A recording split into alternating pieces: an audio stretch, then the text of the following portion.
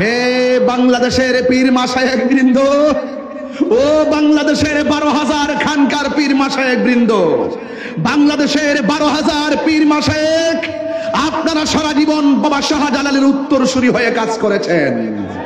আপনারা সারা বছর শাহপরানের উত্তরসূরি হয়ে কাজ করেছেন। আপনারা সারা জীবন শের বাংলার উত্তরসূরি হয়ে কাজ করেছেন। আপনারা সারা জীবন গুলাব শাহর উত্তরসূরি হয়ে কাজ করেছেন। আপনারা সারা জীবন গরিবুল্লাহ শাহ, মিসকিন শাহ, শাহপরান, শাহজালাল, ইয়ামানি, মুজাদ্দিদের উত্তরসূরি হয়ে কাজ করেছেন। আর কত খানকাই থাকবেন যারা আল্লাহর মাজারের বিরুদ্ধে ষড়যন্ত্র শুরু করেছে। আর বিচ্ছিন্ন থাকার সময় নয়, সব ঐক্যবদ্ধ হতে হবে। কথা বলেন। আজকের এই মাহফিল আমার নবীকে বোয়ালখালীর জমিন থেকে, দিন বন্দরপুরের জমিন থেকে, পূর্ব চর খিজিরপুরের জমিন থেকে আল্লাহর হাবিবকে আমরা ঘাম জড়িয়ে, অর্থের বিসর্জন দিয়ে, কষ্টের বিসর্জন দিয়ে আমরা উপস্থাপন করেছি।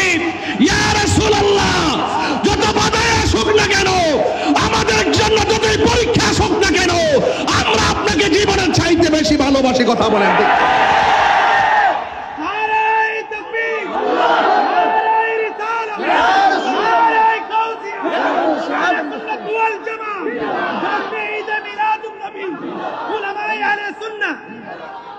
যেই বোয়ালখালীর ছেলেগুলো এত বিশাল বড় জোয়ারের পানি মেশিন দিয়ে নিষ্কাশন করার পরে, মাঠ শুকিয়ে যাওয়ার পরে হঠাৎ করে সেই মাঠে পানি ঢুকার পরও তার হাল ছাড়ে নাই। এই জন্যই কথাই বলে তীর হারা ঢেউ। কি যত ধরনের পরীক্ষা আসুক না কেন, আমরা সব পরীক্ষা হাসি মুখে বরণ করে নিব। মাশাআল্লাহ, আমার ভাই আসছেন, সকলে বলি আলহামদুলিল্লাহ। আরো বড় করে বলি আলহামদুলিল্লাহ। আমরা সবাই কি খুশি না বেজার? কারা কারা খুশি? দুই হাত তুলে দেখিয়ে স্লোগান আনলেন ইনশাআল্লাহ।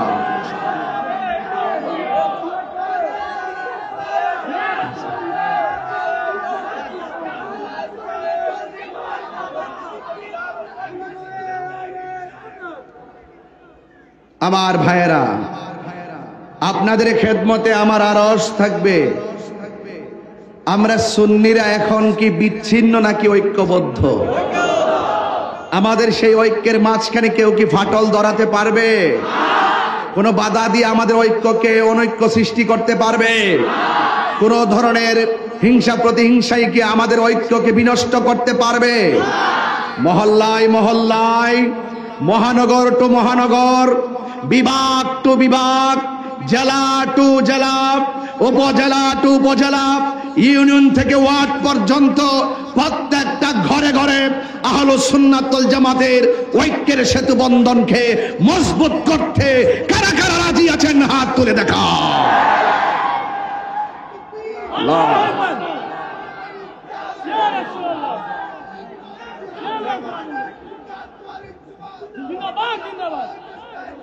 কমে গেছে আমার ভাইয়েরা। আজকেও দেখেছি মাইক দিয়ে এলান করে কুমিল্লা হোমনার 4টি মাজারে আগুন ধরিয়ে দেওয়া হয়েছে। এটা কি সংস্কৃতি? এই সংস্কৃতির কারণে আজ দেশ এবং দেশের জনগণ নিরাপত্তাহীনতায় ভুগছে। কথা বলেন ঠিক কিনা? ওরা কারা? তাদেরকে চিহ্নিত করুন। ওরা কারা? তাদেরকে অনতি বিলম্বে আইনের আওতায় আনুন। যারা আল্লাহর ওলির মাজারে আগুন ধরায়, যারা লাশের গায়ে আগুন ধরায়, যারা মাজারকে ভাঙচুর করে, অন্তত পক্ষে তারা সত্যিকার অর্থে দেশ এবং ধর্মকে ভালোবাসে না। কথা বলেন ঠিক কিনা বলেন? তারা বহির্বিশ্বের এক ভিন্ন এজেন্ডা বাস্তবায়ন করে এই দেশের মাটির সঙ্গে গাদ্দারি করছে। কথা বলেন ঠিক কিনা? এই জন্য আপনাদের সকলকে, সকল সুন্নি জনতাকে সজাগ থাকতে হবে। আমরা বিগত দিনে যেই দিকে পেরেছি সেই দিকে গিয়েছি, আর আমরা ডানে বামে যেতে চাই না। আমরা সুন্নি জামাত ঐক্যবদ্ধ থাকতে চাই। তবে কথা একটাই, আমাদের কেন্দ্রীয় ভাবে আমাদের সুন্নি জনতাকে যেইভাবে দিক নির্দেশনা দিবে, আমরা যেদিকে যাব একদিকে যাব, যেই দিকে লড়বো একদিকে লড়বো ইনশাআল্লাহ। বলেন রাজি আছি না নাই বলুন। আমাকে ইন্তেজামিয়া কমিটির পক্ষ থেকে বিষয় দিয়েছে। বিষয়টা উপস্থাপনের আগে আমার বোয়ালখালীর পূর্বচর খিজিরপুর ইসলামী সুন্নি যুব সংঘের আমার কলিজার টুকরা হুসাইনি তীরন্দাজ গুলোকে আমি ধন্যবাদ দিয়ে আমি বিষয়টা আপনাদের সামনে তুলে ধরছি। আজকে আমাকে বিষয় দেওয়া হয়েছে কিয়ামত ও হাসরের ময়দানে আল্লাহর হাবিবের শাফাআত এবং পিতামাতার প্রতি সন্তানের দায়িত্ব ও কর্তব্য। এই বিষয়টা প্রেক্ষাপট ঘিরে খুব জরুরি। যদি হাসরের ময়দানের জবাবদিহিতার ভয় থাকতো তাইলে কখনো মব সৃষ্টি করতে পারতো না। যদি হাসরের ময়দানে আমার রবের সামনে জবাবদিহিতার ভয় থাকতো তাহলে কখনো আল্লাহর ওলির বিরুদ্ধে কথা বলতে পারতো না। যদি হাসরের ময়দানে আল্লাহর সামনে জবাবদিহিতার ভয় থাকতো তাহলে কখনো খুন গুম লুটতরাজ দুর্নীতি চাঁদাবাজি করতে পারতো না। যদি হাসরের ময়দানে আল্লাহর সামনে জবাবদিহিতার ভয় থাকতো তাহলে কখনো সন্তান মা বাবার বুকে লাথি মারতে পারতো না।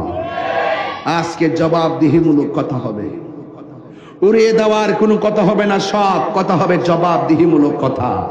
বলুন পুঙ্খানুপুঙ্খানু হিসাব গ্রহণ করবেন কে? আমি জানি রাত্র অনেক বেশি হয়েছে, আপনাদের চোখে ঘুম এসেছে, কিন্তু সুন্নিরা রাত্র 12:30 বাজলেও সুন্নিদের চোখ দেখে মনে হচ্ছে কেবল মাত্র মাগরিবের নামাজের আজান দিয়েছে। ঠিক কিনা বলেন? এছাড়া আমি বোয়ালখালীতে কয়েকদিনের ভিতরে 3 বার এসে গিয়েছি। আজকেও কালোর ঘাট ব্রিজ থেকে পার হয়ে দেখেছি 3টা প্যান্ডেল ওয়াজ চলতেছে। 1.5-2 কিলোমিটারের ভিতরেই 4 মাহফিল চলতেছে। কথা বলেন ঠিক কিনা বেঠে? এরপর রাত্র 12টার পরে হাজার হাজার মানুষ বসেছেন। তার মানে আপনারা এই ব্রাহ্মণবাড়িয়ার এই নগণ্য লোকটাকে আপনারা অনেক ভালোবাসেন। হাজার হাজার মানুষের উপস্থিতি আপনারা বুঝিয়ে দিয়েছেন যে আমরা কাউকে ভালোবাসি সুর দেখে নয়, আমরা কাউকে ভালোবাসি কণ্ঠ দেখে নয়। বোয়ালখালীর মানুষ কাউকে ভালোবাসে অর্থ দেখে নয়, বোয়ালখালীর মানুষ কাউকে ভালোবাসে তার ক্ষমতা দেখে নয়, বোয়ালখালীর মানুষ মানুষকে ভালোবাসে নবীর মহব্বত দেখে। কথা বলেন। সেই ভালোবাসা অটুট থাকুক, আমিন পড়েন। আরো বড় করে বলুন আমিন। 2 হাত সোজা করে বলুন আল্লাহু আকবার। আরো বড় করে আল্লাহু আকবার বলুন। ইয়া রাসূলুল্লাহ। আমরা রাসূল চাই কি চাই না? হে বাংলাদেশের পীর মাশায়েখ বৃন্দ, ও বাংলাদেশের 12,000 খানকার পীর মাশায়েখ বৃন্দ, বাংলাদেশের 12,000 পীর মাশায়েখ, আপনারা সারা জীবন বাবা শাহজালালের উত্তরসূরি হয়ে কাজ করেছেন।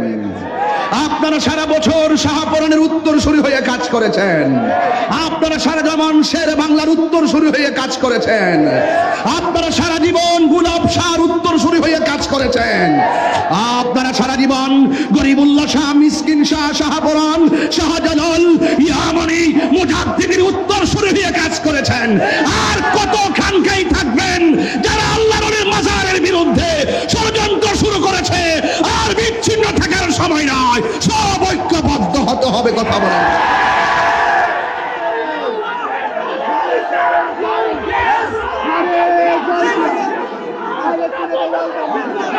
তুমি কে আমি কে? তুমি কে আমি কে? আমার ভাইয়েরা, আমার কথাই রাজনীতির গন্ধ খুঁজবেন না। আমি তাহিরি কথা বরাবর ইমানতান্ত্রিক।